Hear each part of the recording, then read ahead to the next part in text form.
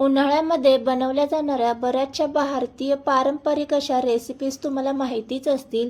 तर आज मी थोडीशी वेगळी पण तितकीच लोकप्रिय असणारी रेसिपी तुमच्यासोबत शेअर करणार आहे. अगदी साधी सिंपल आहे, कोणीही सहज करू शकेल इतकी सिंपल आहे आणि झटपट देखील तयार होते. तर करायचं आहे काय, सगळ्यात अगोदर इथे मी घेतलेला आहे एक वाटी आणि यामध्ये साधारण 3 ते 4 डिंकाचे खडे जे गोंदकतिरा आहे ते आपल्याला रात्रभर भिजत ठेवायचं आहे. थोडंसं साधारण अर्धी वाटी इतकं पाणी यामध्ये घालून झाकण लावून रात्रभर हे भिजत ठेवायचे आणि सकाळी तुम्ही पाहू शकता या पद्धतीने हा फुलला जातो. तर हा गोंदकतिरा आपल्याला या ड्रिंकमध्ये वापरायचा आहे. इथे मी गोंदकतिरा वापरणार आहे, तुम्ही पूर्णपणे स्किप केला तरी काही हरकत नाही आहे. फक्त थोडंसं आणखी हेल्दी होण्यासाठी मी गोंदकतिऱ्याचा वापर केला आहे. आता काय करायचं आहे, मिक्सर जार घ्यायचा आहे, त्यामध्ये पुदिन्याचे पाने घालून घ्यायचे आहे, आल्याचे तुकडे घालून घ्यायचे आहेत. हे तुम्ही तुमच्या आवडीनुसार कमी जास्त करून घेऊ शकता.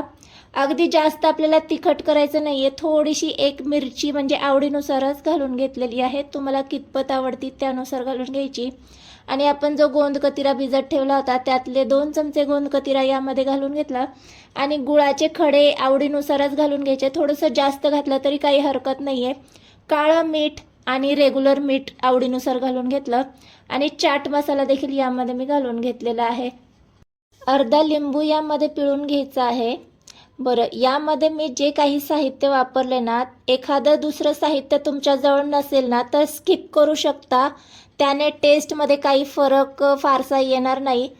आता यामध्ये आपण थोडंसं पाणी घालून घेऊया आणि छान मिक्सरमध्ये फिरवून घेऊया.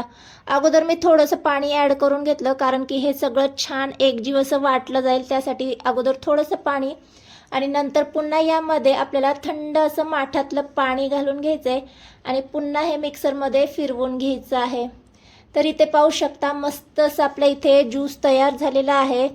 आता हा थंडगार असा ज्यूस आपण सर्व करून घेऊया. तर एका ग्लासमध्ये आवडीनुसार आईस क्यूब घालून घ्यायचे आहेत, आवडत असेल तरच ॲड करा. आणि सब्जा सीड्स मी यामध्ये ॲड करून घेतलेले आहेत.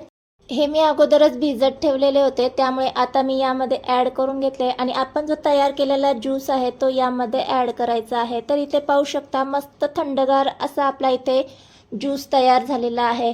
आवडीनुसार डेकोरेट करून घ्यायचे. तर या ड्रिंकची टेस्ट म्हणाल ना तर बाहेर मिळणारा जो उसाचा रस आहे ना अगदी त्याचप्रमाणे लागते. जेव्हा कधी तुम्हाला उसाचा रस प्यावासा वाटत असेल आणि उन्हामध्ये बाहेर जाता येत नसेल तेव्हा हा घरगुती उपाय आहे, हा उसाचा रस ट्राय करू शकता. फक्त एक्स्ट्रा थिकनेससाठी आणि हेल्दीपणा येण्यासाठी यामध्ये मी गोंदकतिराचा वापर केलेला आहे. तर हेल्दी आणि टेस्टी असा घरगुती उसाचा रस तुम्हाला आवडला असेल तर व्हिडिओला हाईप करा. चॅनलवर नवीन आला असाल तर चॅनलला मात्र सबस्क्राईब केल्याशिवाय जाऊ नका. आणि एकदा हा उसाचा रस तुम्ही घरगुती पद्धतीने नक्की ट्राय करा. भेटूया अशाच एका नवीन साध्या सोप्या हेल्दी आणि टेस्टी रेसिपीसोबत. तोपर्यंत मस्त खा आणि स्वस्त रहा. बाय.